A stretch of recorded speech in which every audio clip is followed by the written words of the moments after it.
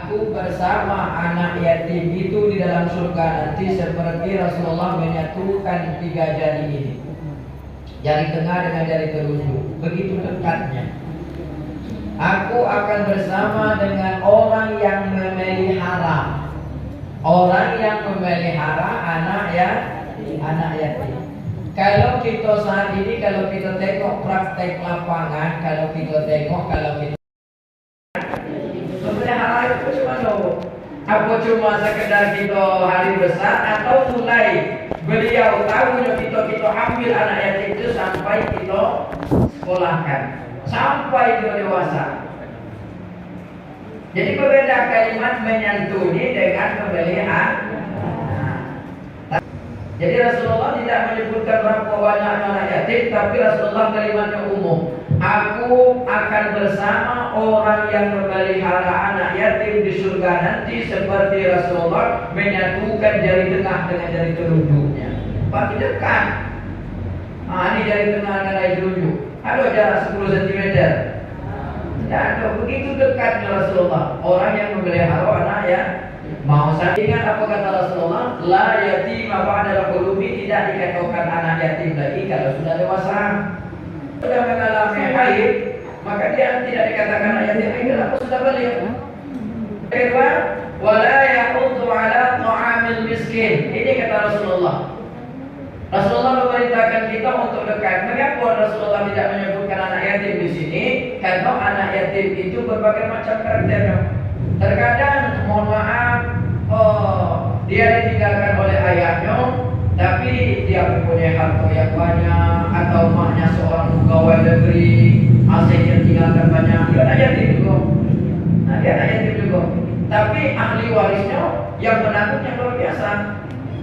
Nah, makanya zakat kita, sedekah kita, zakat kita itu tidak berhak untuk anak yang ingat. Zakat fitrah itu tidak berhak untuk anak yang tidak ada dalam asnaf 8 itu disebutkan anak yatim, yang ada fakir, miskin, hamil, orang yang berhutang, kemudian sabilillah, ibnu sabil, itu yang disebutkan.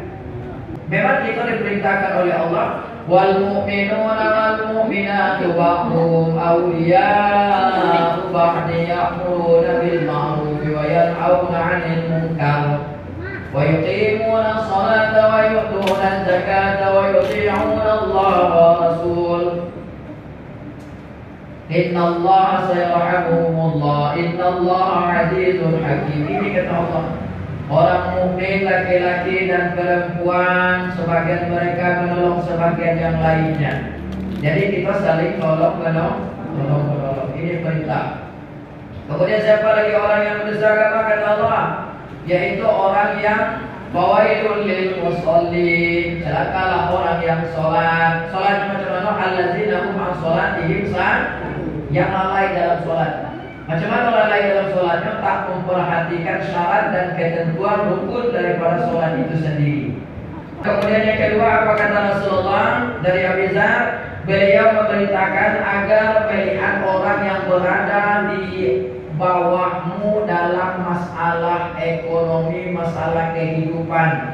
Jangan melihat orang yang berada di atasmu masalah kehidupan. Lihatlah orang yang berada di atasmu masalah akidah, masalah tauhid, masalah ibadah ketakwaannya.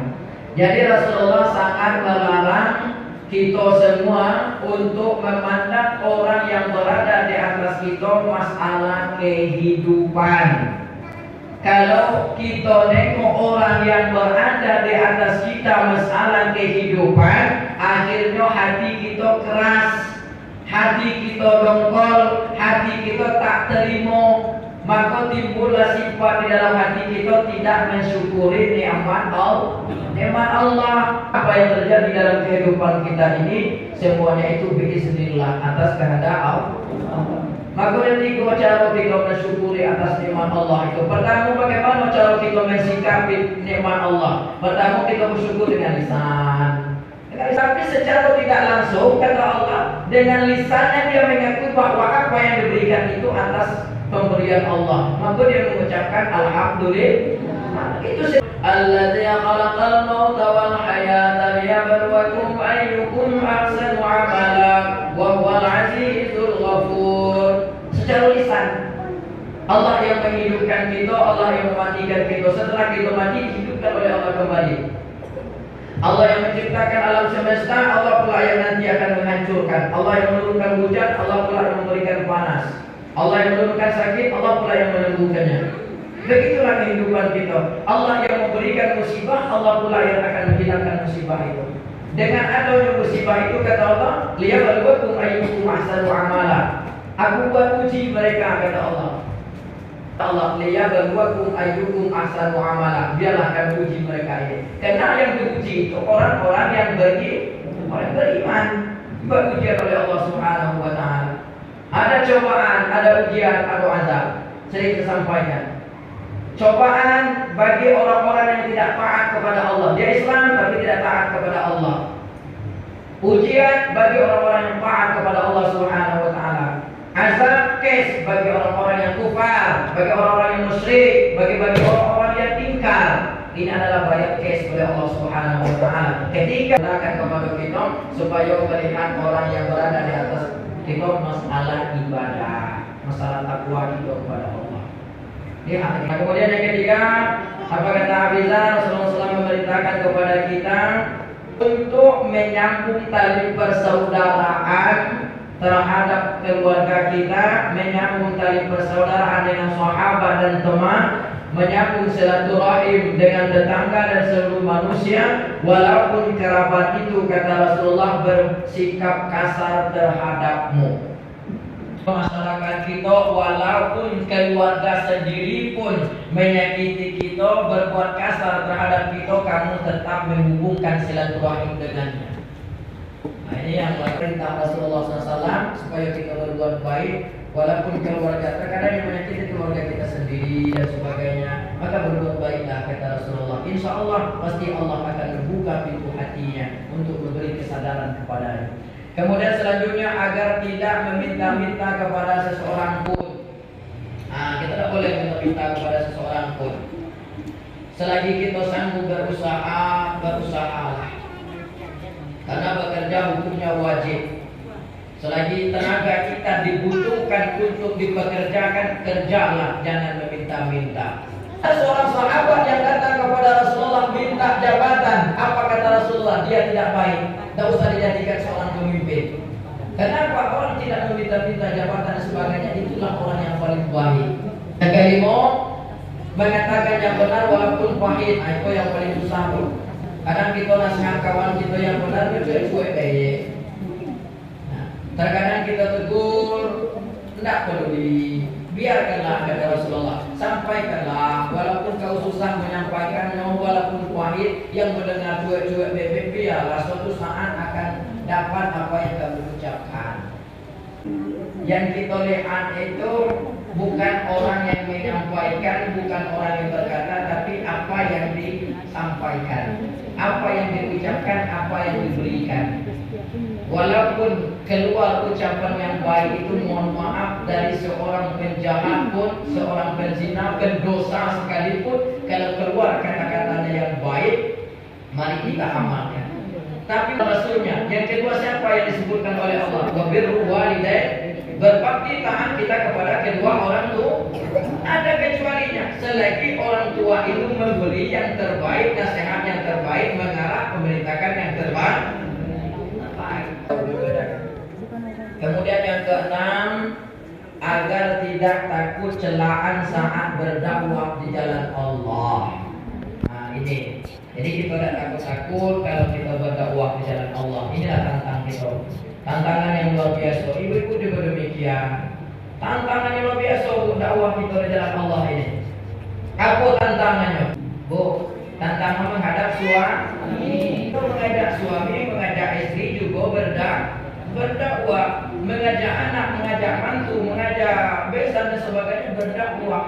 Dakwah itu bersifat umum, bukan duduk di majelis taklim saja, bukan duduk tegak di atas mimbar, bukan secara umum tanggung jawab para ulama, para ustaz, para kiai, para habib semuanya. Semua kita berkewajiban untuk berdakwah.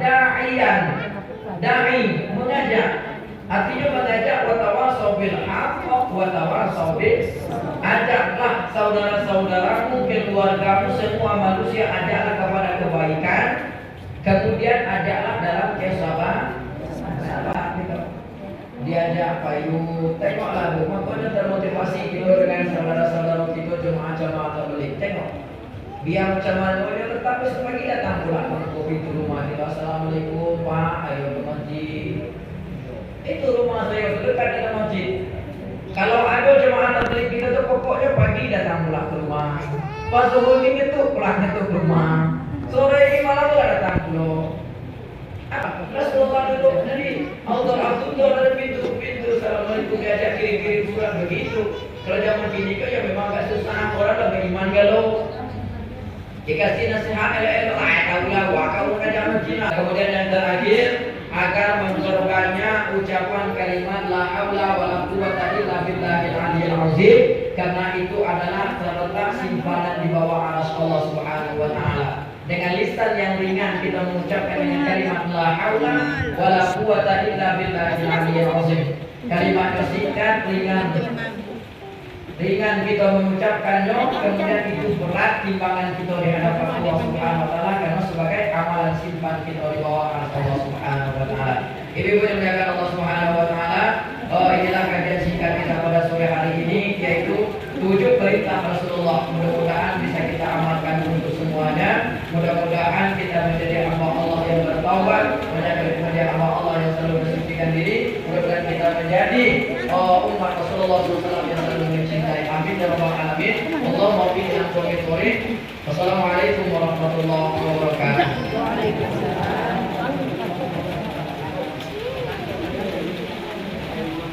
Mari kita bersama tutup dengan doa ala hadhihi wa kulli sholiha al-Fatihah. A'udzu billahi minasy syaithanir rajim. Bismillahirrahmanirrahim. Alhamdulillahi rabbil alamin arrahmanir rahim maliki yaumiddin.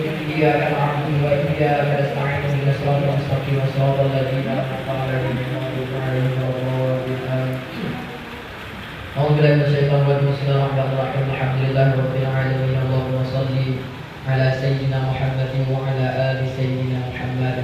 اللهم اغفر لنا ذنوبنا ولوالدينا وارحمهم كما ربونا صغارا ولأجدادنا ولجداتنا ولأساتذتنا ولأساتذتنا ولأقربائنا ولإخواننا ولجميع المؤمنين والمؤمنات والمسلمين والمسلمات والأحياء منهم والأموات وتغفر بينهم وبين بالخيرات ربي اغفر وارحم يا خير الراحمين لا حول ولا قوة إلا بالله العلي العظيم.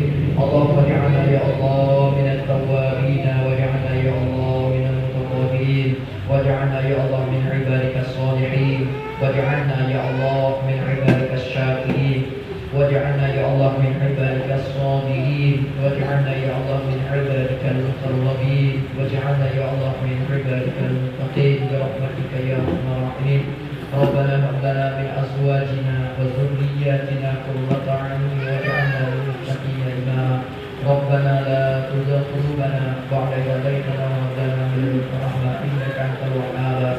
اللهم إنا نسألك علما نافعا ورزقا حلالا طيبا واسعا مباركا وعملا متقبلا برحمتك يا أرحم الراحمين.